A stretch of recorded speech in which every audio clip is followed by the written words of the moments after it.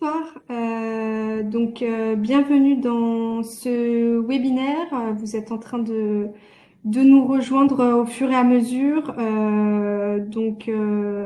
On va peut-être attendre quelques minutes, 2 ou 3 minutes, peut-être que d'autres personnes se connectent. On attend à peu près 45 personnes ce soir. Donc là, vous êtes une quinzaine.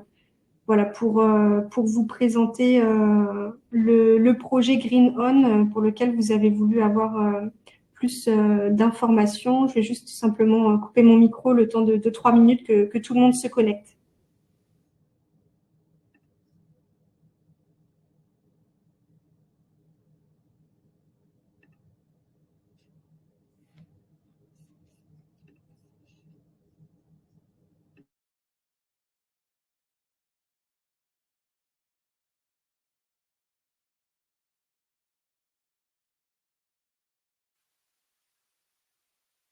Il y a quelques personnes qui sont en train de nous rejoindre. On en attend encore.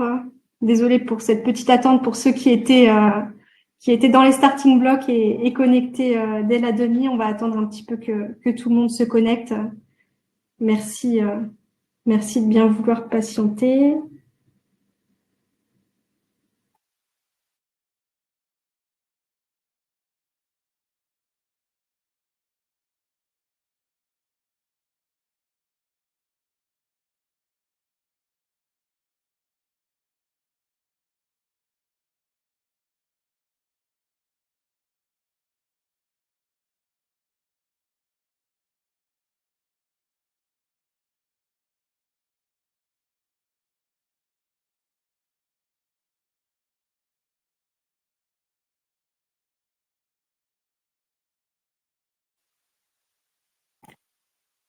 Ça se remplit doucement. Je pense qu'on va pas tarder à commencer notre présentation. On a à peu près la moitié des inscrits qui nous ont rejoints ce soir.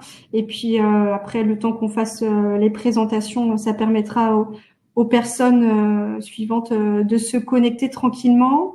Donc déjà, merci d'être parmi nous ce soir. Donc pour ce webinaire qui est dédié à vous présenter un projet que on a actuellement en cours donc sur la plateforme Enerfip avec donc le porteur de projet Green On qui est le projet Green On Invest. Donc moi je suis Nawel du service relations investisseurs. On se connaît peut-être déjà, donc c'est moi que vous avez au téléphone régulièrement quand vous appelez notre plateforme. Et donc ce soir on a avec nous Guillaume Roux qui est directeur général du groupe Enerfip. Bonjour. Et on a avec nous donc Renaud Vallier de la société Green On. Bonsoir Renaud. Bonjour à tous, bonsoir.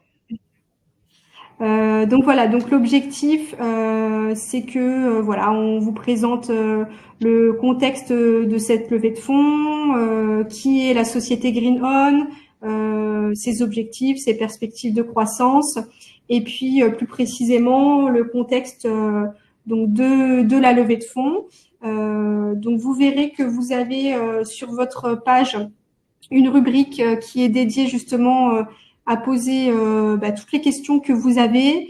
Donc pour y répondre, on verra en fonction, je dirais, de la pertinence par rapport à ce qui est évoqué en parallèle. Soit on les posera le moment venu, je dirais, pour alimenter un petit peu nos échanges.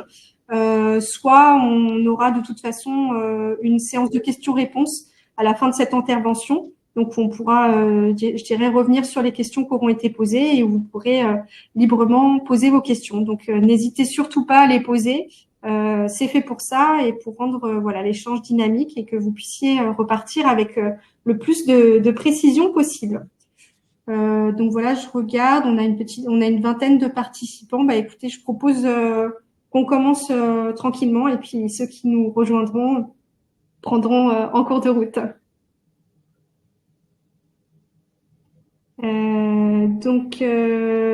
Renaud, je te laisse commencer. Ça marche très bien. Merci Nawel. Euh, du coup, juste que je sois bien sûr que j'ai même la diffusion d'informations. Là, quand je slide les diapositives, c'est moi qui ai la main et c'est ce que voit tout le monde aujourd'hui. Tout à fait, c'est ce que tout le monde voit. Okay. Donc, je pense qu'au niveau des intervenants, je n'ai pas forcément besoin de revenir. Je pense, Nawel, vous avez déjà présenté. Et donc, on peut peut-être directement passer à qui est Greenon avec cette première slide. Donc, bonsoir à tous. Donc, je suis Renaud Vallier. Je suis un des deux fondateurs de Greenon. Donc, Greenon, c'est une société qui conçoit, qui finance, qui construit des projets dans le domaine des énergies renouvelables. Et la particularité, c'est que donc nous avons axé notre développement sur la zone Europe centrale et orientale, avec, on va dire, une principale approche de vouloir accélérer la transition énergétique sur cette zone en particulier. En termes de date principale, donc nous avons créé la société en 2020. En termes de profil, on est donc une société franco-hongroise. Donc les deux fondateurs sont français et la société a été créée en Hongrie. On a donc des implantations locales à la fois en Hongrie, en Roumanie, et on commence à regarder aussi des implantations sur la zone des Balkans. Donc deux campagnes de financement participatif qui ont avec Enerfeed déjà, du coup dans le cadre de notre développement. Greenon, c'est donc c'est, on va dire, deux axes. Vouloir développer, on va dire, des projets et avoir aussi identifié un manque de solutions de financement pendant la phase développement. Donc, les deux fondateurs sont expérimentés donc dans le développement, la construction, le financement de centrales à partir d'énergies renouvelables. Et donc, ces deux axes sur cette zone faisait sens pour nous de créer une structure dédiée sur cette zone. L'étape stratégique du développement, donc du coup, on y répond principalement avec notre implantation locale, nos équipes locales. On est directement sur le terrain en Hongrie et en Roumanie aujourd'hui avec des équipes hongroises et roumaines qui nous ont permis maintenant depuis 4 ans de tisser un réseau très fort avec les activités locales, les gestionnaires de réseau et les différents acteurs clés de la phase permis développement. Et tout cela allié, on va dire, à une connaissance des cadres réglementaires qui sont un peu la clé de développement qui sont les règles aujourd'hui qu'on suit pour développer nos projets. Au niveau des manques de solutions de financement, on avait identifié en amont le fait qu'il y avait peu d'acteurs financiers qui comprenaient le risque du développement dans la région. Donc nous, on va dire, dans le développement de projets, on va dire sur la partie ouest de l'Europe, on avait identifié déjà ce manque et donc on y comble aujourd'hui pour accélérer le développement.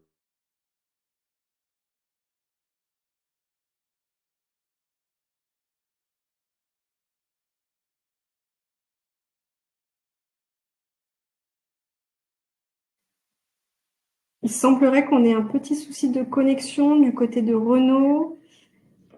Ouais, c'est bon, c'est revenu. Vous m'avez récupéré. Oui, c'est ça, on t'a récupéré. J'ai eu une perte de connexion directe. C'est bon, Nawel, au niveau audio, on m'a récupéré. Oui. Okay. C'est bon, on t'a récupéré. Voilà. Et donc voilà. Donc aujourd'hui, Greenon, je vais passer peut-être à la prochaine slide. Donc je pense que la meilleure façon de visualiser les personnes, c'est d'avoir une photo. Donc ici, on a une partie de l'équipe Greenon. Donc les deux entités sont rassemblées, Hongrie et Roumanie. Et on a un cumul d'expertise de plus de 30 ans. Si on additionne, on va dire, les expertises des différentes personnes de Greenon. L'objectif de Greenon, c'est d'avoir aussi une vision à long terme dans un engagement fort pour toutes les solutions que l'on développe localement dans le but on va dire, d'assurer la sécurité énergétique des régions sur lesquelles on travaille. Et en termes de solutions, Greenon, je dirais, se distingue par le fait de vouloir exploiter les énergies les plus pertinentes en fonction des territoires et en fonction des réglementations.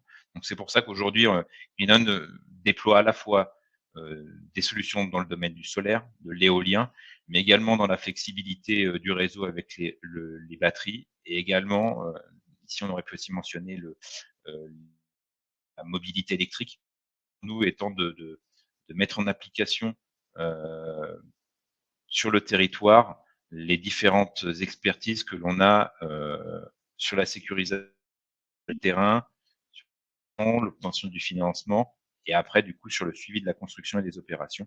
Donc un acteur présent dès l'origination, quand on identifie un site, on discute avec et qu'on sécurise un terrain, jusqu'à le long terme du projet, où on opère et on suit la production de, de, de la, de l'installation. Et également, on vient y additionner des activités de mobilité et de stockage pour mutualiser, on va dire, notre connexion. Donc, un acteur Oui, donc vous avez un périmètre d'activité extrêmement large finalement. Tout à fait, on a une présence en fait sur la vie du projet très longue. En gros, on n'est pas uniquement au début du développement et on sort du projet, on a plutôt un intérêt long terme à s'implanter dans le long terme, parce que on a des vrais acteurs clés au niveau du réseau et au niveau des permis, et donc du coup, ça fait sens pour nous de rester dans le projet. Okay. Donc, comme je le précisais un petit peu plus tôt dans la présentation, donc là, on a mis en évidence nos 2 localisations, donc Budapest et Bucarest, qui ont été choisies surtout de manière, je dirais, géographique, pour bien couvrir les zones sur lesquelles on souhaite s'étendre. Aujourd'hui, on s'est fixé comme objectif 2027-2028 de transformer, on va dire, tous nos projets démarrés depuis 2020 et avoir à peu près 300 MW de projets prêts à construire ou en construction. On va d'ailleurs construire notre première centrale solaire en Hongrie à l'été 2024.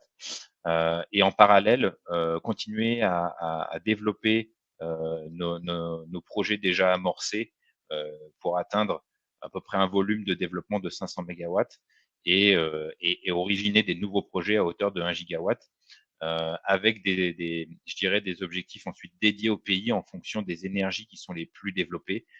Typiquement aujourd'hui, en Hongrie, c'est principalement du solaire. L'éolien vient de s'ouvrir. En Roumanie, il existe déjà des réglementations pour le solaire et l'éolien. Et après, sur chacun des pays, on a cette même démarche de vouloir se positionner, on va dire, sur les développements qui font plus de sens au niveau du marché de l'électricité et des réglementations. Ouais, c'est intéressant ce que tu dis, Renaud, pour revenir sur ça, c'est qu'il y a une réelle, je dirais, logique par rapport à la localisation des projets et à la maturité justement de ces activités dans le pays en question et du potentiel qu'il y a derrière. Et effectivement, je pense que c'est un élément important justement à avoir à l'esprit pour nos investisseurs, c'est de savoir qu'il y a voilà, une étude approfondie en amont pour s'assurer, je dirais, du potentiel du projet et des retombées économiques derrière. Exactement. Il y a une définition de stratégie par pays, de stratégie de développement par pays,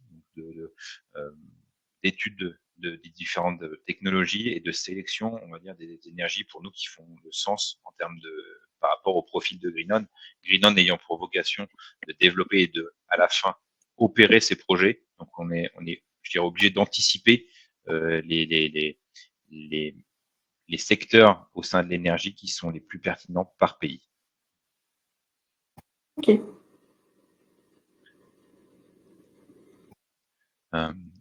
Le projet Green on Invest, donc on va dire ça rejoint un petit peu la stratégie de Green On, et ça vise à accélérer cette transition énergétique.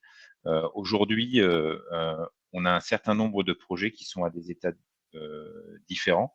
On va dire 200 MW de projets qui sont plus avancés en termes de développement. Donc, Green on Invest, ça va permettre de poursuivre ce développement et de le finaliser. Donc, ce sont des projets actuellement solaires et stockage batterie. C'est des projets qui ont pour but de pouvoir alimenter et produire de l'électricité sur le réseau hongrois à hauteur de 200 MW. Il y a également aussi la volonté de continuer le développement sur la Roumanie et sur les Balkans.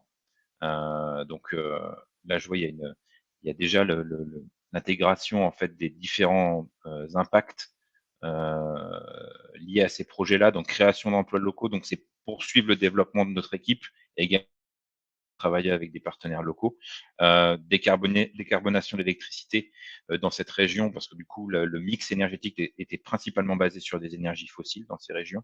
Et donc là, il y a une vraie accélération avec beaucoup d'usines thermiques qui vont s'éteindre. Donc, il faut bien pouvoir prendre le relais et assurer la sécurité énergétique de ces pays-là. Donc, il y a on va dire un vrai point de bascule dans ces pays-là aujourd'hui. Euh, L'objectif de Greenon depuis le début, c'est de se concentrer sur des terrains qui ont plutôt une qualité, enfin un type industriel ou faible valeur agricole. Donc voilà, ça permet de redynamiser ces terrains-là qui aujourd'hui étaient des fois laissés à l'abandon ou non utilisés. Donc c'est l'axe de Greenon depuis pour les personnes qui avaient vu la première campagne de 2021. On reste sur cet axe-là de vouloir se concentrer sur ce type de terrain à faible valeur. Ouais, Et et on puis bien vient sûr, pas justement léser des activités agricoles existantes. C'est vraiment dans le respect justement des terres occupées pour les projets. oui, bah, le but c'est d'éviter le conflit d'usage en fait des terrains, de se Tout à fait. concentrer sur des terrains qui ont peu de valeur agricole. Et j'ai envie de dire, de toute façon, en termes de permis, nous aussi, ce sera un obstacle de toute façon dans notre permis. Et celui-ci, on préfère se l'éviter dès le départ pour avoir plus de chances d'arriver à la fin de permis des projets, de se concentrer sur les terrains qui font plus de sens à transformer sur une production d'électricité. Je me permets juste, Renaud, on a quelques questions qui arrivent au fur et à mesure. Je l'ai peut-être Mmh. pas précisé effectivement en début de présentation. Effectivement, le principe de ce webinaire, c'est que effectivement, vous nous voyez, vous nous entendez, mais on ne vous voit pas et on ne vous entend pas. D'où l'importance effectivement de bien utiliser justement la boîte à questions que vous avez en bas de votre écran pour poser toutes vos questions. Je me permets de poser certaines questions, Renaud, qui arrivent dont une qui fait référence à ce dont on est en train de parler. On a Christian qui nous demande si les États hongrois et roumains sont favorables aux énergies renouvelables. Alors, les États hongrois et roumains ont pris des engagements assez forts de transformation, on va dire, de leur mix énergétique en incluant des énergies renouvelables. Je pense je dirais les chiffres qui parlent le plus, c'est peut-être les capacités déjà installées dans ces pays-là à partir d'énergies renouvelables. La Hongrie est passée de 1 gigawatt de capacité à 6 gigawatts en 4 ans, et ça n'a pu se faire que par un support des gouvernements locaux. Donc c'est un vrai, il y a eu une simplification des démarches administratives et je dirais un vrai support au niveau d'accès au financement de construction qui a été poussé par les gouvernements locaux via différents biais. Donc oui, on va dire les gouvernements hongrois et roumains. Donc là maintenant en Roumanie, si on bascule côté roumain, il y a des mécanismes de subvention des technologies solaires et éoliens qui sont mis en place, notamment via des fonds européens, mais qui sont obtenus par les gouvernements locaux. Donc il y a un vrai accélérateur maintenant depuis 5 ans sur cette région en particulier. Donc les gouvernements, on va dire, déploient cette stratégie à la base européenne, mais à leur échelle nationale. Merci Renaud. On a une question un petit peu sur le même thème par rapport, je dirais notamment au contexte géopolitique. On a Denis qui nous demande si on a mesuré les risques liés au conflit Ukraine-Russie, qui n'est pas très loin. Oui, je pense que c'est une très bonne question. C'est une question qu'on s'est posée, surtout quand on a été surpris au moment du démarrage du conflit. Clairement, pour avoir démarré l'activité de Greenon en 2020 et avoir vraiment été, on va dire, en plein milieu du démarrage de ce conflit aussi, euh, on n'a on n'a pas senti d'effet on n'a pas senti de dynamique, enfin d'effet négatif de la proximité de la guerre en Ukraine. Je dirais les gouvernements ont continué à supporter, peut-être également aussi dans un but de sécurité énergétique, le déploiement de ces énergies-là. Donc, on a senti un ralentissement au démarrage, mais qui a duré, je pense, 6 mois à peu près. Mais il y a eu, après ces 6 mois, on va dire un redémarrage des installations. Ça a joué un petit peu sur les approvisionnements des constructions en cours, mais le développement des projets étant aussi sur plusieurs années, on n'a pas senti, on va dire, de ralentissement global de l'activité, et au contraire, les capacités installées ont augmenté d'année en année depuis la guerre en Ukraine. Un faible impact sur le global, je dirais. Ouais. Ok. On a une autre question qui nous est arrivée. Alors, je ne sais pas si ça fait partie des points que tu allais aborder juste après. On a Laurent qui nous demande plus sur la partie structuration du projet. Si on pourrait préciser le montant total engagé par les actionnaires dans les différentes structures. Aujourd'hui, alors je ne sais pas si on a une slide. Je ne crois pas qu'on ait une slide. Après, c'est Enerfip, je pense. Hein. Ouais, exactement. C'est pour ça que je me suis permise de relayer la question maintenant. Aujourd'hui, clairement sur l'actionnariat des projets de Greenon, les projets sont supportés à 100% par les actionnaires. Donc aujourd'hui, il y a 2 actionnaires principaux, Renaud Valier en tant qu'individuel et Time to Act Capital, et donc ce qui représente les 2 actionnaires, et donc on supporte à 100% l'activité de Greenon et de ces sociétés reliées. Voilà, les sociétés sont à 100% détenues par Greenon. Ok. Et effectivement, pour ceux justement qui iront parcourir la page projet, on a justement présenté cet organigramme sur la page projet où vous pourrez effectivement voir ce que Renaud vient de dire. Effectivement, l'actionnariat à 100%, donc soit par Renaud Valier ou par société détenue à 100%, à savoir Time to Act Capital. Merci Renaud. On n'a pas d'autres questions. N'hésitez pas surtout à poser toutes vos questions. Après, de toute façon, on pourra y revenir en fin de présentation. Écoutez, si on est bon pour la partie porteur de projet et projet, je vais laisser la parole à Guillaume Roux, donc du coup sur la partie, je dirais, Enerfip et la partie financement participatif. Bonjour, bienvenue. Alors, je vais me présenter rapidement. Donc, je suis Guillaume Roux, je suis directeur général d'Enerfip. Et dans cette partie-là, on va présenter Enerfip. S'il y a des gens qui connaissent et qui nous ont déjà entendu les présenter, j'en suis navré, mais l'idée est de resituer un peu notre plateforme pour ceux qui nous découvreraient. On y va. Donc Enerfip, ça a été fondé par 4 fondateurs. Aujourd'hui, il en reste 3. Et l'idée, on va dire les 3 piliers de notre philosophie, ça va être la promotion du circuit court au sens l'investissement direct de l'épargne pour les citoyens.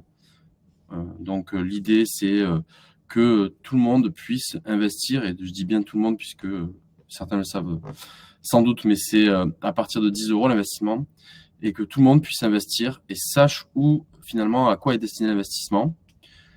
Sur la partie thématique, vous l'avez compris, on est dédié à la transition énergétique et particulièrement donc à l'énergie renouvelable, comme c'est le cas pour Greenon. Et enfin, notre mission qu'on s'impose, c'est également la pédagogie, puisque on estime que la transition ne se fera pas sans une sensibilisation au plus grand nombre et sans une sensibilisation massive des citoyens à travers la France et aujourd'hui même l'Europe si possible. Voilà un peu donc les piliers cardinaux d'Enerfip. Pour revenir à quelque chose de plus concret avec des chiffres, donc ça fait presque 10 ans qu'on existe. On a été fondé en 2014. Aujourd'hui, on a levé 470 millions d'euros. Donc, les présentations, désolé, ne sont pas toujours à jour parce que ça va assez vite. On a fait quasiment 500 opérations et on a 47 000 personnes inscrites, sans doute en faites-vous partie. Donc, pour préciser la levée de fonds, donc Green On Invest, Renaud a présenté la société, a présenté le but de l'opération. On va reparler des risques associés à ces projets et les modalités d'atténuation. Et ensuite, on évoquera rapidement les modalités financières. Donc, sur les principaux risques, aujourd'hui, il y a le risque de refinancement, comme vous pouvez le lire. Pourquoi ? Parce que finalement, c'est ce qu'on appelle une dette in fine et que donc elle est repayée à la fin, donc dans 3 ans. Quelles sont les possibilités de refinancement ? Les possibilités de refinancement, c'est d'avoir recours à l'entrée d'un partenaire extérieur sous forme d'augmentation de capital, par exemple, ou ça peut être la cession partielle ou totale de projets, à voir en fonction de la stratégie de Green On, qui, comme on vous l'a indiqué, souhaite rester impliqué dans les projets sur le long terme. Néanmoins, on peut toujours, quand on est développeur, vendre une partie des projets, c'est-à-dire rester par exemple à 50% sur un projet. Ça permet d'alimenter finalement l'autofinancement de la structure. Parallèlement à ça, on a mis en place un nantissement de la société Green On et Green On Invest également, pour avoir accès finalement, pour vous faire bénéficier de l'accès aux fruits et produits que génère l'activité de Green On. Et ça nous donne aussi finalement la main en tant que représentant de la masse pour essayer de recouvrir et de rendre en fait finalement liquide votre investissement si d'aventure Green On ne pouvait pas rembourser sa dette au bout de 3 ans. Concernant les risques juridiques et réglementaires, donc, on est sur des géographies qui sont quand même dans l'Union européenne, qui sont des pays relativement stables, avec donc sur une partie un risque de change très minime, puisque finalement l'indice des monnaies se réplique et reste finalement très peu décorrélé, et l'autre partie avec des projets qui sont construits et qui sont payés en euros. Et enfin, le dernier risque, c'est le risque finalement de développement, c'est-à-dire le risque opérationnel dans l'activité de Green On. Et là, ce qu'on a regardé, c'est finalement le track record de la structure dans ces pays-là. Et il s'avère que on a, par exemple, analysé également les premiers documents liés au projet en développement. Donc, il y a une analyse qui a été faite par un avocat sur place pour attester que, par exemple, le foncier était dûment sécurisé, que les terres pourraient bien être exploitables par un promoteur d'énergie renouvelable pour que le projet puisse sortir de terre.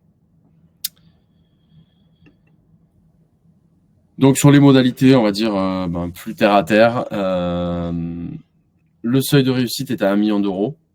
Le plafond est à 2,5 millions, en sachant que c'est une opération de 5 millions au total. Donc, il y aura 2 ou 3 tranches successives en fonction du succès qu'on rencontre. Le taux est de 8,5 brut sur 3 ans. Et enfin, comme je le disais, la valeur, le minimum est de 10 euros, puisque chaque obligation a une valeur nominale de 10 euros. Et comme je disais aussi, le paiement est in fine, c'est-à-dire que vous retrouvez le capital investi au bout de 3 ans et chaque année, vous avez les intérêts qui sont payés à la date d'anniversaire de la clôture de l'opération. Peut-être, Guillaume, excuse-moi, peut-être est-ce que tu peux nous préciser peut-être les notions de seuil des réussites et de plafond pour les gens qui nous écoutent et qui n'ont pas forcément encore investi. Pardon, donc le seuil de réussite, c'est en fait à partir de 1 million d'euros, on considère que l'opération est réussie et donc elle verra le jour et elle sera donc finalisée. En dessous du 1 million d'euros, on considère que l'opération n'est pas réussie. Soit on décide de prolonger la période de souscription que vous voyez en haut à droite de votre écran, soit on rembourse tout le monde et Green On trouve une autre solution pour pouvoir financer son besoin pour son développement. Aujourd'hui, le seuil de réussite est atteint, si je ne dis pas de bêtises. Donc, on verra la collecte finalisée et Green On aura un premier financement. Et le plafond, c'est, comme son nom l'indique, la limite qu'on se fixe sur cette opération. Comme je l'ai dit, c'est une opération qui se fera en plusieurs temps, puisque le besoin global est de 5 millions d'euros. Néanmoins, on souhaite finalement séquencer les opérations, puisque les besoins sont calculés pour une période qui est plus large, mais à l'instant T, les 2,5 millions suffisent. Donc l'idée, c'est dans le meilleur des cas, c'est de faire 2,5 millions sur cette opération et d'en relancer une d'ici la fin du semestre. Ok, merci Guillaume. Effectivement, donc ça répond à l'une des questions que l'on a eues, que je lis, il s'agissait de savoir pourquoi le seuil de réussite était si bas par rapport au plafond. C'est ce que tu viens d'expliquer en partie, Guillaume. On a la possibilité sur cette opération de séquencer les choses et qu'on est sur un objectif total de 5 millions. Donc, on a la possibilité, voilà, de fixer ce seuil qui, effectivement, est d'ores et déjà atteint. Donc, entre guillemets, c'est quelque chose qui n'est pas forcément à regarder là pour la tranche qui est actuellement en ligne sur notre plateforme. Donc, ça, c'était pour répondre à la question de Marwan qui nous écoute. On a aussi une question de Christian, effectivement, qui a raison de le préciser. Donc, on est sur une valeur unitaire de 10 euros pour les obligations simples à souscrire, avec la seule nuance qu'il faut avoir à l'esprit, c'est un projet qui est éligible au PEA-PME. Donc, vous avez la possibilité, si vous détenez un PEA-PME ou souhaitez en ouvrir un prochainement, d'inscrire les titres donc sur cette enveloppe PEA-PME. Et effectivement, pour les souscriptions PEA-PME, on est sur un montant minimum de 2 500 euros. Et on a Christian qui nous demande pourquoi ce montant. Ce montant parce que vous verrez que pour l'inscription de titres non cotés sur votre PEA-PME, vous avez divers frais qui sont prélevés par l'établissement bancaire dépositaire, à savoir des frais d'entrée, des frais de gestion et des frais de sortie. Et vous aurez rapidement fait le calcul en comparant tous ces frais qui sont pris par la banque. L'avantage fiscal, je dirais, procuré par le PEA-PME n'est pas forcément à la hauteur si vous investissez moins de 2 500 euros. Donc, c'est pour ça qu'on a mis ce minimum qui est valable, je dirais, pas uniquement pour le projet Green On Invest, mais pour tous les investissements PEA-PME qui sont disponibles sur notre plateforme. Donc voilà, c'était pour la précision par rapport au montant minimum d'investissement. Par rapport aux informations qu'on vient d'aborder, on a une question de Yves qui nous demande comment est-ce qu'on est arrivé à 8,5% brut de rémunération et qui se demande si le rapport est plus favorable dans les pays de l'Est. Peut-être que Renaud, tu as peut-être des éléments à nous apporter sur le contexte des pays de l'Est, ou Guillaume, pardon. Je peux répondre en partie. Après, la rémunération, effectivement, elle est fixée pour que les gens qui écoutent sachent, elle est toujours finalement un accord entre le porteur de projet, donc ici Green On et Enerfip. Et si on ne trouve pas d'accord, on ne fait pas la collecte, très concrètement. Comment nous, on propose nos taux aux porteurs de projet? C'est un mix entre la maturité, sachant que plus la maturité est longue et plus le va être élevé pour rémunérer l'illiquidité, entre guillemets. Évidemment, il y a le contexte économique qui joue sur le taux.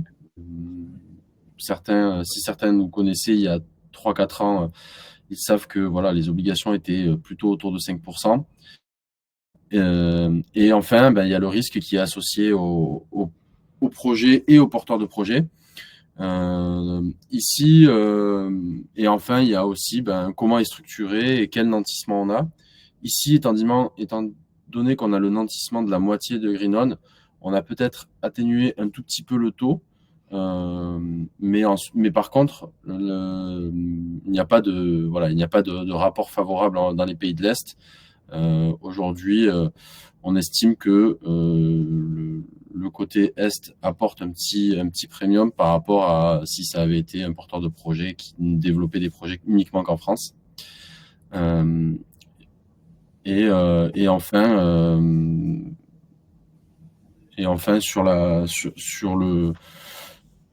sur la méthodo, on remplit finalement aussi la notation du porteur de projet en fonction de ses comptes, de l'expérience des actionnaires, etc. Ok, très bien. Guillaume, ce que tu veux dire par là, juste pour essayer de reformuler, est-ce que ça veut dire que finalement, dans cette rémunération de 8,5%, il y a une partie qui est liée à notre volonté aussi de rendre ce type de projet attractif par rapport à des projets qui vont être situés sur le territoire français? En fait, c'est très simple. Il y a une sorte de prime de risque associée à tous les pays et on l'intègre à la notation pour obtenir les taux. Donc, effectivement, à toutes choses égales par ailleurs, un projet français serait un tout petit peu moins bien rémunéré. Et peut-être que Renaud, sur les pays de l'Est et leur contexte, tu es le bienvenu. Oui. Disons que je pense que tu as bien précisé, c'est qu'il y a une différence de maturité en fait au niveau du déploiement de ces énergies, parce qu'en gros la transition a été amorcée plus tardivement sur les pays de l'Est, donc je pense que le taux plus rémunérateur reflète aussi cette maturité-là. Donc après, je dirais que avec quand on a eu la question un petit peu plus tôt au niveau des objectifs et des volontés de ces gouvernements, l'idée est forcément de tendre à se rapprocher d'un mix plus plus équilibré, où les énergies renouvelables vont avoir un rôle plus important. Donc peut-être que du coup les taux se rapprocheront plus aussi dans le futur. Mais en tout cas aujourd'hui, il y a une part de différence du mix qui se reflète dans le taux.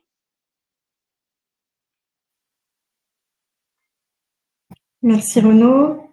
Je regarde, on n'a pas eu de questions supplémentaires pour l'instant. Encore une fois, hein, n'hésitez pas à poser vos questions pour qu'on les aborde soit en cours de route, soit à la fin de notre présentation. Écoutez, on va passer donc à la slide suivante. Donc, on a une question qui arrive peut-être avant de passer sur, je dirais, la fiscalité. On a Laurent qui nous demande combien de personnes travaillent aujourd'hui pour la société Green On.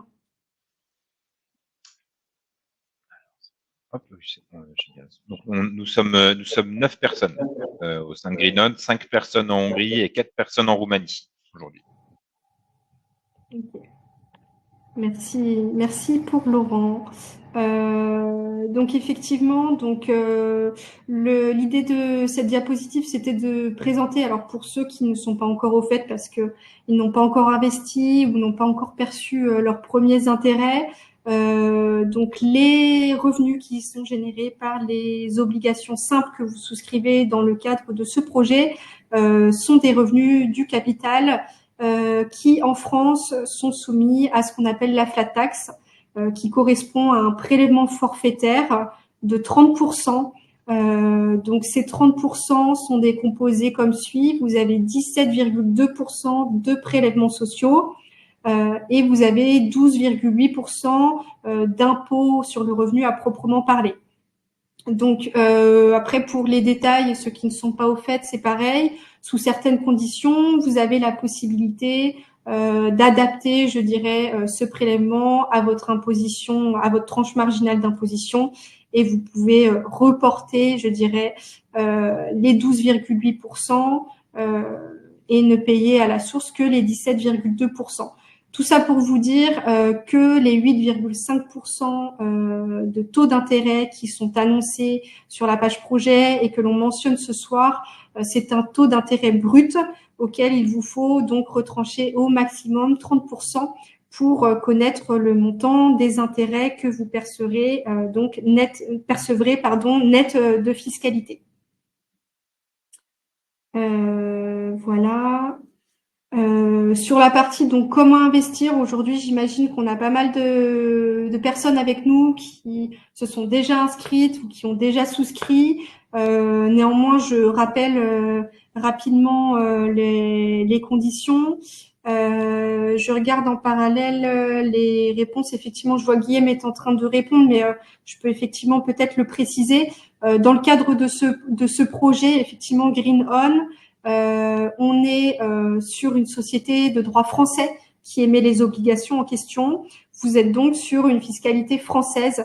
Effectivement, merci Nicolas d'avoir posé la question, hein, c'est tout à fait légitime, puisqu'on a en parallèle sur notre plateforme aujourd'hui d'autres projets qui sont émis par des sociétés de droit étranger, notamment des sociétés espagnoles, pour lesquelles là, il y a des formalités effectivement fiscales à effectuer pour retomber sur la fiscalité classique. Donc le projet Green On Invest dont on se parle ce soir, effectivement, c'est une société de droit français, donc vous êtes sur une fiscalité classique, les 30% au maximum.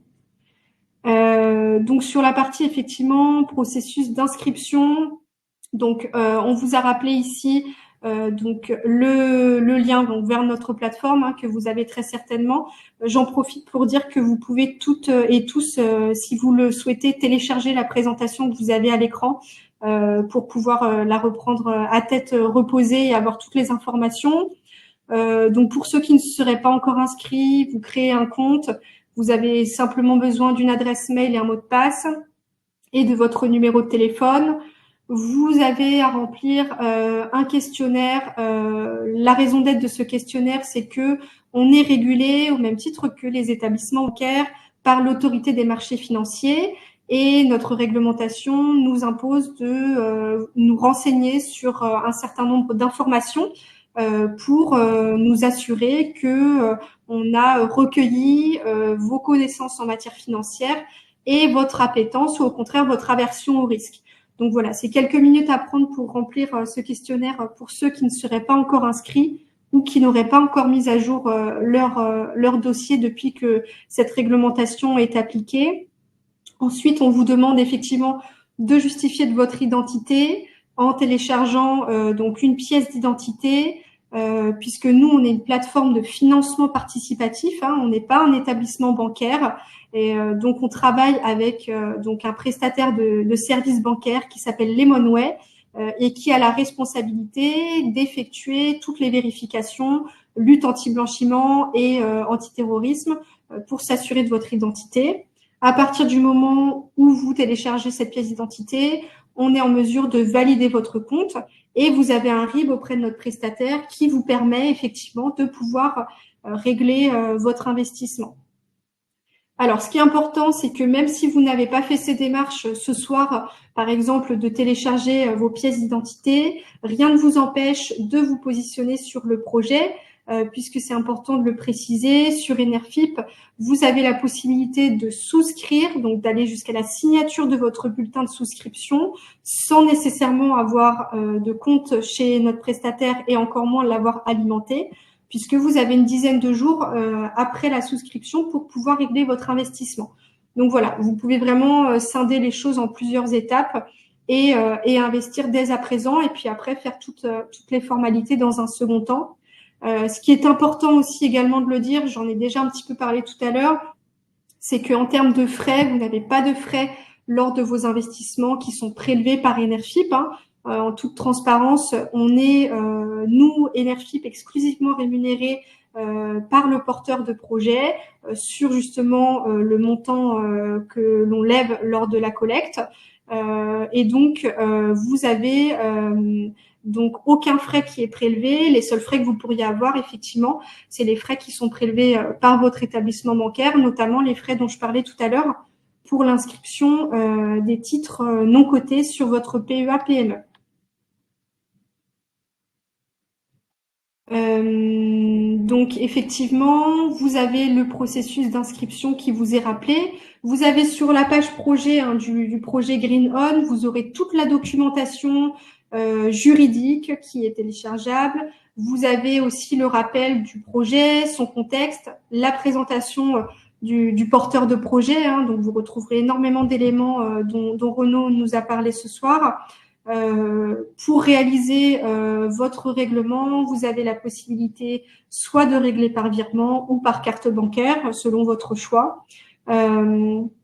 Et petite précision, puisque c'est un projet éligible en PEA-PME, Si vous choisissez cette option, vous la choisissez dès le début de votre parcours de souscription et vous aurez, juste après avoir signé votre bulletin, un mail qui vous est envoyé avec toute la documentation nécessaire et qui est à transmettre à votre établissement bancaire, voilà, pour faire l'inscription.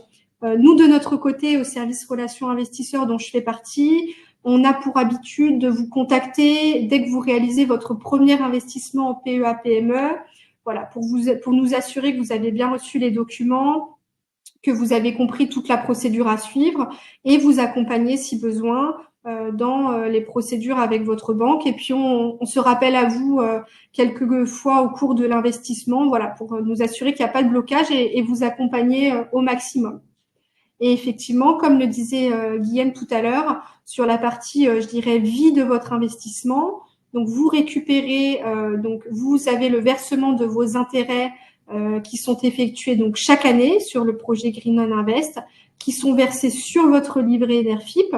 Et au terme de l'investissement, donc des 3 ans, vous récupérez votre capital, évidemment sans fiscalité, hein, je le précise. Il n'y a pas de fiscalité sur le capital que vous recouvrez donc net d'impôts.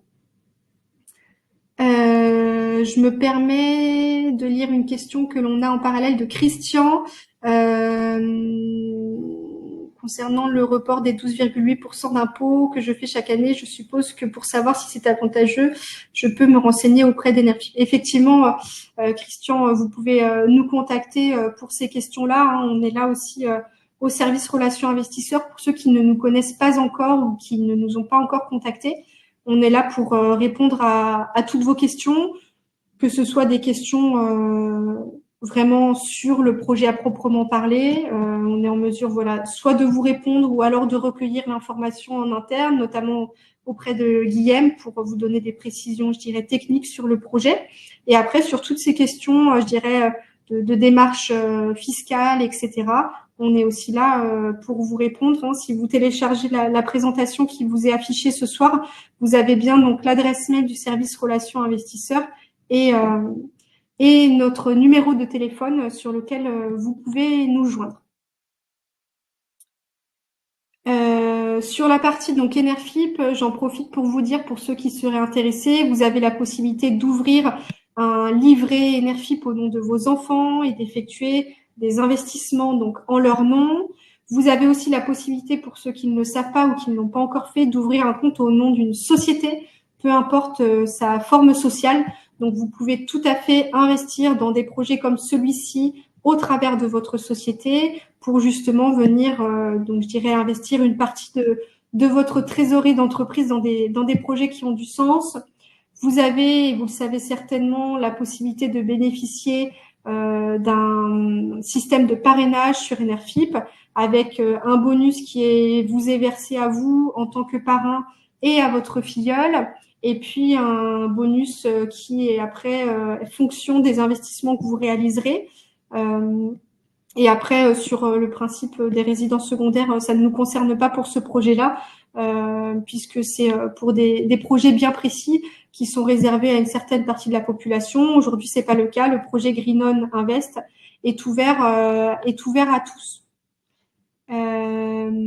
On a une question qui nous arrive de Nicole. Peut-on ouvrir un livret pour les petits-enfants ou seulement les enfants? Effectivement, c'est une bonne question, Nicole. Merci de l'avoir posée. Donc, l'ouverture du livret mineur, effectivement, doit être effectuée par le représentant légal donc de l'enfant. Donc, c'est une très bonne question. Donc voilà. Et après, donc je vous présente effectivement donc le service relations investisseurs dont je vous parlais précédemment. Donc on est 4 personnes, donc Valérie, Pauline, Maëva et moi-même, donc pour vous répondre au quotidien sur l'ensemble de vos questions. Et encore une fois, on fait notre maximum pour voilà, vous répondre avec le plus de précision et de réactivité possible. Donc voilà, si vous aviez des questions, pour ceux qui n'ont pas forcément le temps de rester à la séance questions-réponses ou qui n'ont pas eu l'occasion de poser leurs questions, il faut surtout pas hésiter à nous contacter par téléphone ou par mail.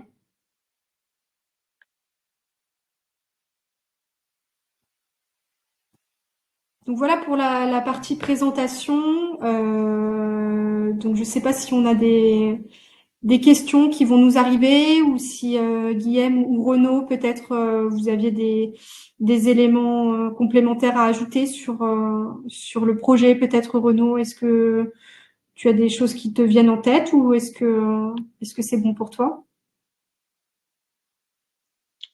Au niveau du projet, donc, bon, il y a eu pas mal de choses d'expliquer. Puis comme je pense que tu l'as précisé, Nawel, on a essayé de détailler sur la page Enerfip les différents éléments. Mais Ouais.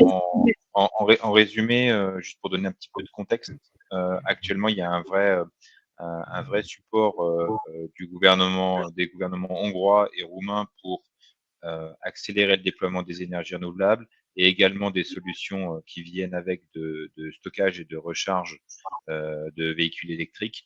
Et donc GreenOn, dans ce projet-là, s'intègre, je dirais, parfaitement parce que les différents projets qui font partie de cette collecte comprennent à la fois du coup des projets de production solaire, mais également des projets de stockage d'énergie et je dirais la prochaine étape sera également de déployer un réseau de véhicules de recharge pour véhicules électriques.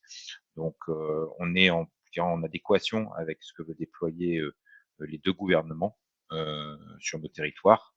Et le fait d'avoir déjà sécurisé en amont nos projets, que ce soit sur la partie foncière, mais également sur la partie raccordement, on a des vraies perspectives, je dirais, d'élargissement de ces projets en termes d'activité et en termes du coup de retour sur investissement, parce qu'on du coup on mutualise notre connexion avec différentes technologies. Et l'information importante qui arrive en début d'année en Hongrie, c'est que l'éolien a été bloqué depuis maintenant 10 ans pour des contraintes réglementaires, et cette contrainte réglementaire a été levée en tout début d'année, et GreenOn avait anticipé également cette levée réglementaire pour pouvoir être prêt à ce moment-là et développer aussi des projets éoliens. Donc ça, c'est un petit peu plus pour les perspectives de la collecte à hauteur de 5 millions. Qu'aujourd'hui on parle d'une collecte à 2,5 millions avec une deuxième version à 5 millions, parce qu'il y a aussi en gros la possibilité avec GreenOn de développer des projets éoliens qui vont nécessiter aussi des capitaux auprès des citoyens. Pour en dire un petit peu plus sur la suite de Sur le l'histoire. contexte, ouais. Le contexte, effectivement, les perspectives qui sont plutôt encourageantes. J'en profite juste, effectivement, on a Christian qui nous avait demandé si le diaporama de ce soir était disponible. Alors, j'avais la sensation que vous pouviez le télécharger depuis la fenêtre se J'ai place. regardé au début, mais j'ai pas trouvé. Ok. En tout état de cause, de toute façon, on enverra à toutes les personnes qui étaient inscrites à ce webinaire un lien très certainement vers le replay, le temps qu'on cale ça avec nos équipes en interne. Mais vous aurez je dirais l'intégralité du webinaire normalement qui vous sera retransmise. Et effectivement, si jamais, de toute façon, n'hésitez pas à nous contacter à l'aide d'un petit mail et puis on vous l'enverra voilà, sans délai. On a parmi les questions qui nous sont posées, Marwan, qui nous demande si la deuxième collecte prévue, la deuxième tranche, sera sous les mêmes conditions de taux et de durée que celle dont on parle ce soir. Oui, je sais pas si c'est... Absolument. J'ai un écho, je sais pas si. Donc, absolument, en fait, quand on fait ce qu'on appelle des tranches, c'est pour obtenir finalement des obligations qui sont fongibles. Et donc, finalement, les deux tranches, vous aurez accès aux mêmes sûretés, etc. Et c'est le corollaire de ça, c'est que vous êtes absolument obligé de donner les mêmes modalités. Et sur la durée, il y a une petite nuance, c'est que la deuxième tranche devra avoir une maturité alignée avec la première tranche. Ok. Donc, la maturité de la deuxième tranche sera la même que celle de la première tranche. Ça sera la maturité. Oui. Le remboursement. La date de remboursement finale de l'obligation de la deuxième tranche sera la même que celle de la première tranche. Merci pour la reformulation, Guillaume. Je ne sais pas si on a d'autres questions. Écoutez, je pense que, encore une fois, hein, n'hésitez pas à nous contacter à compter de demain par mail ou par téléphone si d'autres questions vous venaient. Écoutez, j'ai l'impression que le flot des questions s'est ralenti. Donc, je pense qu'on est plutôt bien. Voilà. On espère effectivement avoir répondu à un maximum voilà, de questions, de doutes que vous pouviez avoir. Voilà, et puis le but, c'était vraiment que vous ayez aussi voilà, l'occasion d'avoir en direct, je dirais accès en direct donc à Renaud de la société Green On. Ça permet aussi d'être plus en prise avec ce projet. Et puis voilà, encore une fois, merci beaucoup pour voilà, votre participation ce soir. Merci beaucoup. Et puis, Merci beaucoup à tous. Merci Nawel pour l'animation. Merci. Merci à vous. Ouais. Merci beaucoup. Bonne soirée à tout le monde. Bonne soirée tout le monde. Au revoir.